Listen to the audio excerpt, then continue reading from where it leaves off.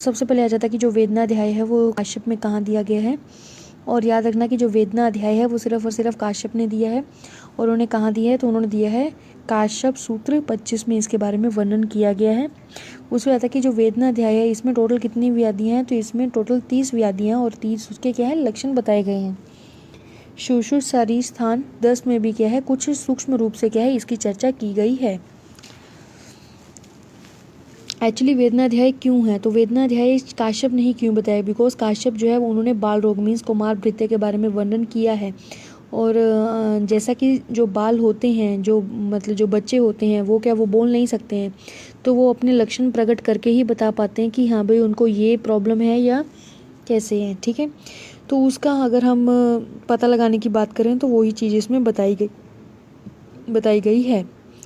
तो पहला आ जाता है शिराशूल। ठीक है, तो शिराशूल में क्या उन्होंने बोला है कि अगर किसी बच्चे का सिर में दर्द हो तो क्या होगा, भ्रीष्म शिरा स्पंदयति, सिर में क्या होगी स्पंदन स्पंदयति। एक होता ना कि जैसे कि नाड़ी जो है हमारी तार चल रही है तो स्पंदन, ठीक है ना, भ्रीष्म शिरा स्पंदयति निमीलयति चक्षुना, ठीक है ना, और वो क्या करेगा बार बार चक्षु को क्या करेगा मलेगा, ठीक है ना, हाथ लगा लगा के उसको बार बार रब करेगा, ठीक है ना, आंखों को, तो वो आ जाएगा। उसके बाद नेक्स्ट आता है कर्णशूल। तो कर्णशूल में क्या बोला है कि कर्णो स्पर्शन, ठीक है ना, कान में क्या करेगा बार बार स्पर्श करेगा। हस्तभ्यो, तो हाथों से क्या करेगा, दोनों हाथों से वो स्पर्श करेगा कानों को बार बार। दूसरों ने क्या बोला है कि शिरो, क्या बोला है शिरो भ्रम्यति, मीन्स क्या है कि भ्रमित होगा। तो भ्रमित से यहाँ पर क्या लिया गया है, तो यहाँ पर जैसे कि हम ईयर है, तो ईयर जो होता है वो बैलेंस करने के लिए काम करता है। ठीक है, अगर ईयर में कोई प्रॉब्लम होगी तो इट मीन्स क्या है कि वहाँ पर भ्रम की क्रिएट हो रही है, ठीक है ना, तो उससे वो चीज़ आपको याद रखनी है। नेक्स्ट जो आता है वो आ जाता है कि मुख रोग। तो मुख रोग में उन्होंने क्या बोला, देखो अगर मुख रोग होगा तो उसके मुंह से लाला स्राव आएगा। ठीक है, तो उसमें लिखा कि लाला स्रावन, ठीक है। स्तन द्वेषी, अरति, अरति मीन्स क्या होता है कि उसको बेचैनी रहेगी, व्यथा, पीत, उसके बाद जो भी वो दूध पिएगा तो उसमें क्या उसको वमन की तरह क्या है वो निकलता रहेगा। और नासा क्या है श्वासी, और वो क्या है नाक से श्वास लेगा, क्योंकि उसके मुख में प्रॉब्लम है तो वो कहाँ से लेगा, नाक से तो लेगा। ठीक है, नेक्स्ट अगला आता है कि अधिजीविका। तो अधिजीविका में क्या उन्होंने बोला है, अब उसमें भी लाला स्राव होगा, मुख की कंडीशन है, और साथ में क्या बोला उन्होंने कपोल श्वेतु, मतलब वो जो होगा वहाँ पर एक सूजन आ जाएगी, काले रंग का हो जाएगा, और मुख जो होगा वो वृता, ठीक है ना, विवृता हो जाएगा। नेक्स्ट अगला आता है कंठ वेदना। तो कंठ वेदना में अगर हमारे कंठ में वेदना होगी तो भी हम कोई भी चीज़ पियेंगे तो क्या हम नीचे तो ले नहीं पाएंगे, तो वो भी क्या होगा एज अ वुमन की तरह निकलेगा। ठीक है, तो उसमें वही लिखा है कि पीतम उदर गियती, ठीक है, शीरम। उसके बाद ईशत ज्वर अरुचि, क्या आ जाता है ईशत ज्वर, ईशत ज्वर, ठीक है, और साथ में क्या है अरुचि। नेक्स्ट अगला आता है ज्वर। तो ज्वर में क्या बोला गया कि धात्री को क्या हो जाता है, धात्री को अस्माक पकड़ लेता है। तो यहाँ पर लिखा है कि धात्री अलीयते अस्माके, ठीक है ना, अचानक से क्या उसको पकड़ लेना। और ललाट से अभितप्ता है कि ललाट जो उसकी ललाट होगी वहाँ क्या होगी गर्म, उष्णता महसूस होगी। अरुचि पैरों को क्या हो जाना ठंडा पड़ जाना, ठीक है ना, पाद्यो शैत्य। नेक्स्ट अगला आता है छर्दी। तो छर्दी में क्या है बिना किसी कारण के क्या होना, उद्गार आना, उद्गार की प्रवृत्ति। इसमें आता है अनियमित अभीक्षणम, ठीक है ना, उद्गारम, ठीक है ना, कि नियमित मतलब कोई भी उसका समय नहीं है, बिना किसी कारण के, अनिर्मित मीन्स बिना किसी हेतु के, अभीक्षण मीन्स बार बार, ठीक है ना, क्या उसका क्या है उद्गार आना। ठीक है, नेक्स्ट अगला आता है श्वास। तो श्वास में उन्होंने क्या बोला है कि उरय प्रदेश में अति श्वास उश्वास उष्ण श्वास का निकलना, ठीक है ना, कैसा निकलना, उष्ण श्वास का निकलना। तो इसमें जो एक श्लोक है वो क्या है, दैट इज निष्टन, ठीक है ना, निष्टनत्यु निष्टन नत्य उरय, ठीक है ना, क्या आ जाएगा उरय से उष्णम श्वास है, मतलब कि उरय प्रदेश से कैसा होगा उष्ण श्वास निकलेगा। नेक्स्ट अगला आता है हिक्का। तो हिक्का में इन्होंने क्या बोल दिया, अस्माक मारुतो उद्गार। अब याद रखना कि इसमें क्या आ गया अकस्माद, क्या आ गया मारुतो उद्गार। मारुत उद्गार कहाँ पर आएंगे, तो वो आ जाएंगे हिक्का में, और लिखा है कि कृषि हिक्का प्रवर्तते, ठीक है ना, कृषि हिक्का प्रवर्तते, जो इसके पूर्व रूप में क्या आएगा कृष्णता वाला गुण आएगा, लक्षण आएगा। नेक्स्ट अगला आता है अनाहा। तो अनाहा जो होगा उसमें आ जाता है स्तंभ नयन पर्व भेद, ठीक है ना, दर्दें वगैरह होना, स्तंभ नयन में स्तंभ नेत्रों में स्तंभता आ जानी, अरति कलम, ठीक है। मूत्र अनिल विट, ठीक है ना। सरुद मीन्स क्या, उसका रुक जाना। मूत्र अनिल विट का क्या है, उसमें भी स्तंभता आ जानी, ठीक है। नेक्स्ट अगला आता है अपस्मार। तो अपस्मार में भी क्या बोल दिया, अकस्मात, ठीक है ना। अकस्मात किस चीज़ का हो ना, अठासनम, ठीक है ना। मतलब हंसना जोर जोर से, ठीक है ना, हंसने के दौरे पड़ने, उसको हम क्या बोल देते हैं, अपस्मार बोल देते हैं। अब याद रखना अकस्मात जो है मारुत उद्गार, तो वो आ जाएगा हिक्का में, ठीक है ना।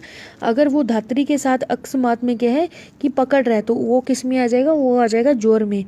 अगर आ गया अट्ठास में, तो वो आ जाएगा अपस्मार में, ठीक है। इन चीज़ों का आपको ध्यान रखना है। नेक्स्ट अगला आ जाता है उन्माद। तो उन्माद में प्रलाप, अरिति, वचित्य, उन्माद च उपलक्षेत। उसके बाद मूत्रकृश। तो मूत्रकृश में उन्होंने क्या बोला कि रोम हर्ष, अंग हर्ष, मूत्र काल च वेदना। जब मूत्र का वेग क्या त्याग करेगा, तो उस टाइम पे क्या है, उसको बहुत वेदना होगी। वेदना इतनी होगी कि वो ओष्ठों को दंत से काटता है और वस्ती स्पर्शन करता है। मतलब जो होंठ है उसको क्या करेगा, दांतों से काटेगा और वस्ती पर बार बार क्या है, स्पर्श करेगा, हाथ लगाएगा, ठीक है।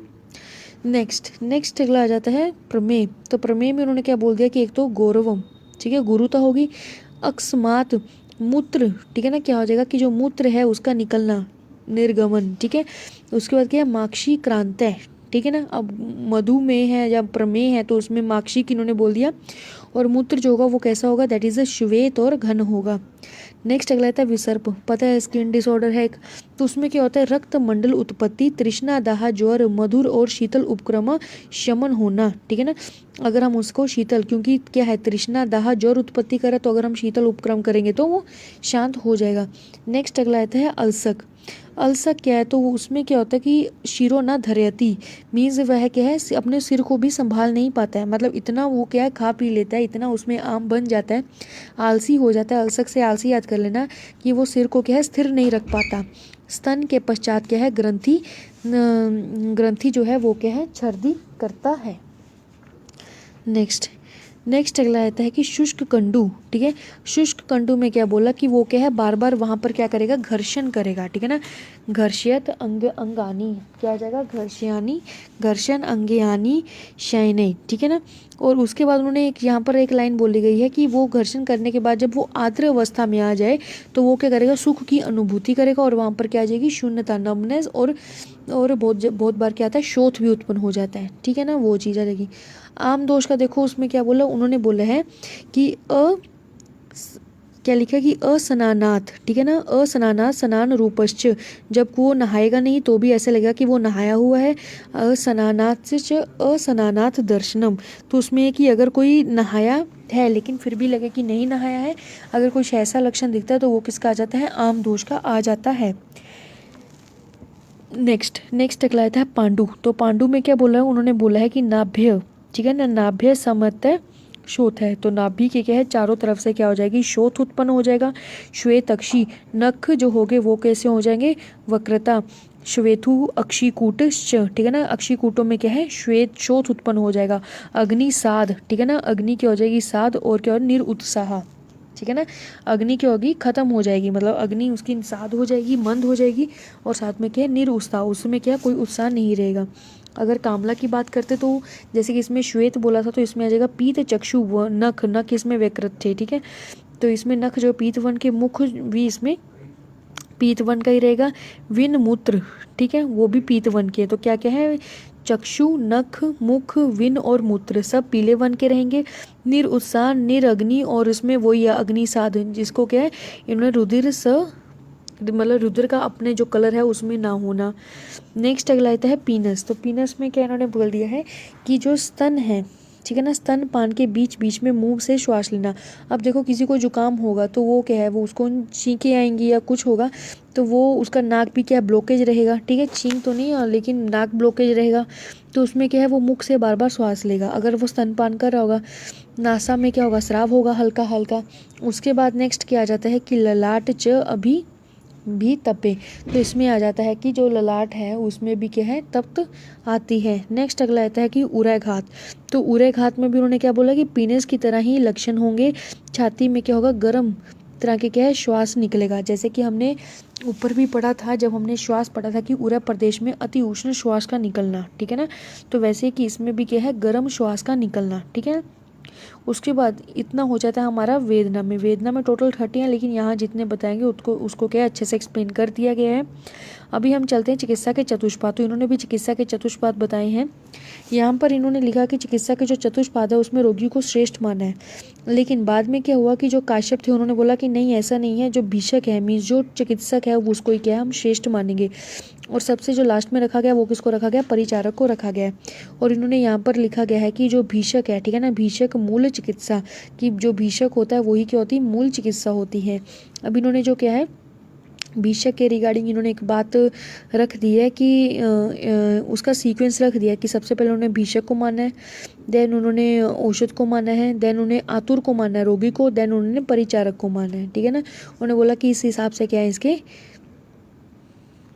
सीक्वेंस बताए गए हैं।